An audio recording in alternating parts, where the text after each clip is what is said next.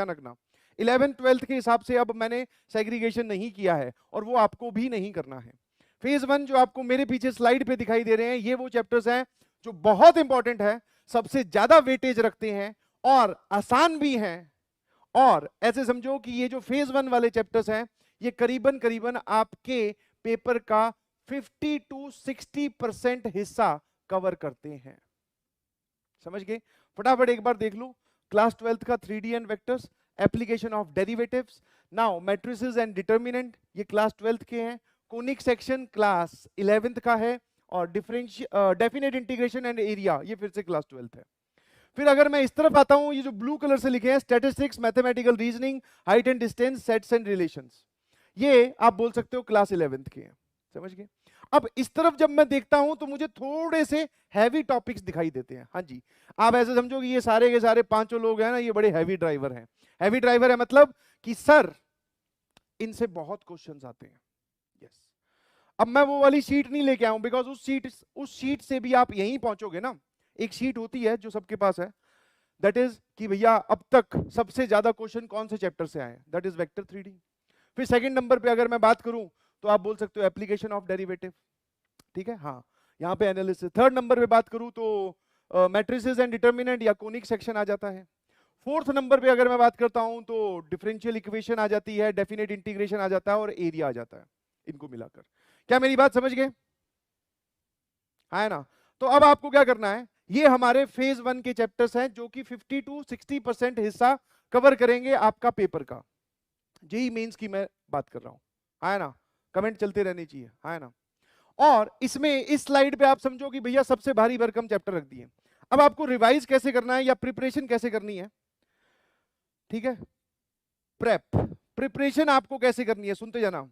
आप क्या करो, एक चैप्टर यहां से उठाओ, एक चैप्टर इस तरफ से और एक चैप्टर इस तरफ से, ऑल्टरनेट वे में आपको चलना है। ये वाले चैप्टर थोड़ी भारी हैं, ये वाले चैप्टर थोड़े हल्के हैं, तो एक भारी एक हल्का, एक भारी एक हल्का, ऐसे करके आपको ये 5 और 4 9 चैप्टर्स निपटाने हैं। टोटल 10 है वैसे, क्योंकि डेफिनेट इंटीग्रेशन और एरिया मैंने एक साथ लिख दिया, ठीक है? तो आपको क्या करना है, इन दोनों से एक एक चैप्टर यहां पर लाकर पहले इनसे एक चैप्टर उठाओ, फिर इससे एक चैप्टर उठाओ, दोनों खत्म हो जाएं, फिर यहां से एक और, फिर यहां से दूसरा, फिर यहां से तीसरा, फिर चौथा, फिर पांचवा, फिर छठा और फिर सातवां, ऐसे करके। क्या मेरी बात समझ गए? मिक्स करके, ताकि हमारे पे ये बर्डन कभी नहीं आए कि हमने डिफिकल्ट डिफिकल्ट एक साथ पढ़ने पड़ेंगे, पहले आसान वाले पढ़ लिए। मिक्स करके चलने दो, है ना? और ऐसा जब आप करोगे तो आपको अच्छा महसूस होगा, बिकॉज ये वाले जो चैप्टर्स हैं, जब मैं जेई मेंस के पिछले रिकॉर्ड्स को देखता हूं तो ये वो चैप्टर्स हैं जिनसे वो सवाल छोड़ते नहीं है जी। ये सारे के सारे चैप्टर्स जो हैं वो वन सिटिंग वाले चैप्टर्स हैं। इस तरफ जो मैंने लिखा है, these are one sitting chapters. One sitting मतलब जब आप इनको रेगुलर क्लासेस में पढ़ाते हो तो इन रेगुलर क्लासेस में हम इन चैप्टर्स को एक या दो लेक्चर से फालतू किसी भी को नहीं पढ़ाते। जैसे स्टैट्स की बात करूं तो 2 lecture, mathematical reasoning 1 lecture, height and distance आधा लेक्चर, सेट्स एंड रिलेशंस दोनों मिलाकर सर 1 लेक्चर। क्या मेरी बात समझ गए? है ना? ठीक है, हाँ, लाइन वाइज चलूंगा बेटा, ये बीच में ये मत बोलो कि सर वो छोड़ दूं कि ये पकड़ लूं। समझ गए? तो फेज 1 वाला आपका कोई भी चैप्टर छूटना नहीं चाहिए, ठीक है? अभी मैं उस बात पे भी आऊंगा कि आपको किस किस चैप्टर में से कौन कौन से टॉपिक 100% पढ़ ही लेने हैं, ये तो छूटना ही नहीं चाहिए, है ना? समझे कि नहीं समझे? हाँ, ये कौन है भैया?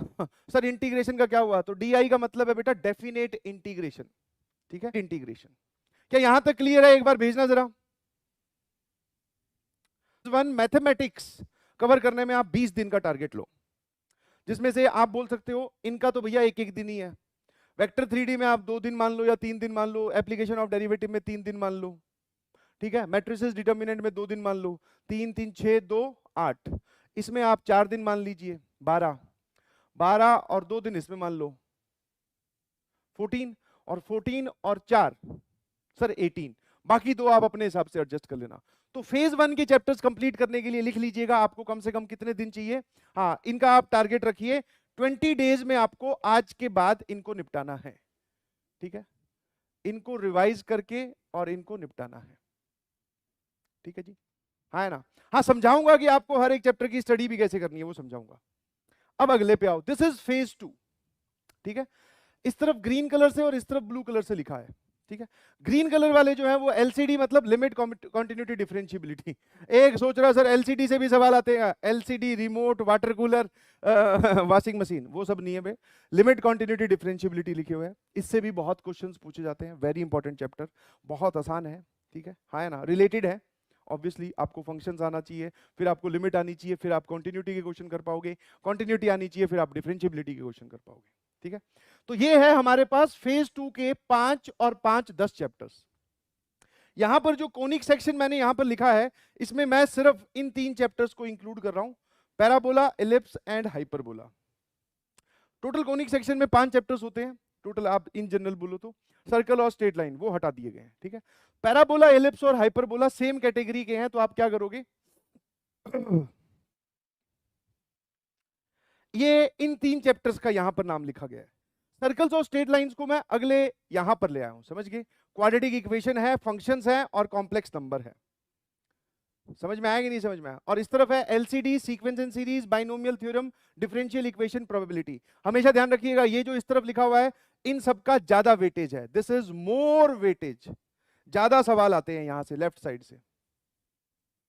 अबे भाई ज्यादा क्वेश्चंस आते हैं, क्वेश्चंस आते हैं, ठीक है। ज्यादा क्वेश्चंस आते हैं इस तरफ से, ध्यान रखना। और इस तरफ से इसमें से कुछ कुछ चैप्टर्स कई बार छूट जाते हैं, जैसे कॉम्प्लेक्स नंबर जरूरी नहीं सवाल आए, आ भी सकता है। जरूरी नहीं क्वाड्रेटिक इक्वेशन का सवाल आपको वहां दिखे, आ भी सकता है।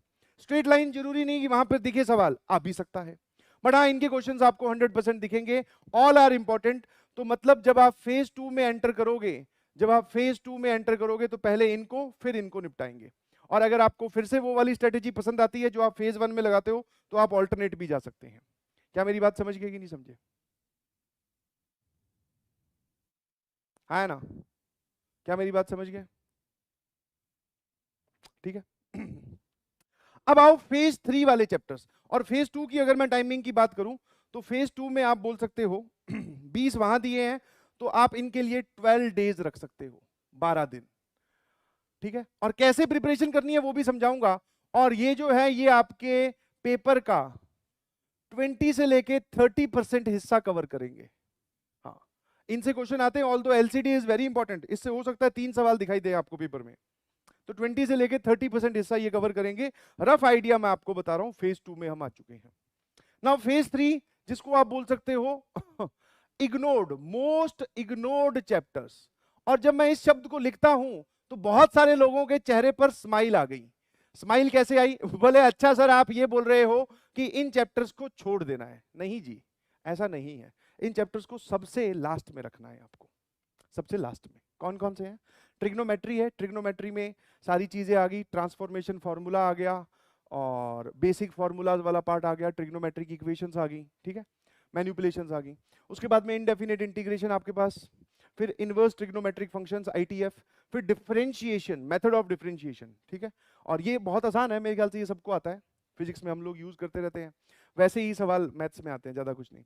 और last is SOT, solutions of triangle, है ना? क्या मेरी बात समझ गए? तो ये सबसे इग्नोर्ड है और ये सबसे कम पूछे जाते हैं और इनको इन लास्ट में रखा है। और जब मैं ये बोलता हूं कि सबसे लास्ट में रखा है, इसका मतलब ये नहीं है कि बेटा इनको छोड़ के जाना है।